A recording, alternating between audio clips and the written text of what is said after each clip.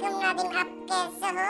তীব্র গরমের মধ্যে প্রায় 41 ডিগ্রি 42 ডিগ্রি গরমের তাপমাত্রা পড়তেছে, যার কারণে আমরা ফ্রেন্ড সার্কেলে সবাই মিলে শরবতের আয়োজন করেছি। আমি জানি এই গরমে যে তাপমাত্রা পড়তেছে, এক গ্লাস শরবত খেলে সবার পেট ভরবে না, কিন্তু তৃষ্ণাটা মেটানো যাবে, যার কারণে আমরা শরবতের আয়োজন করেছি।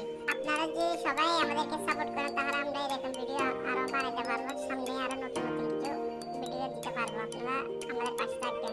এই গরমের মধ্যে আমরা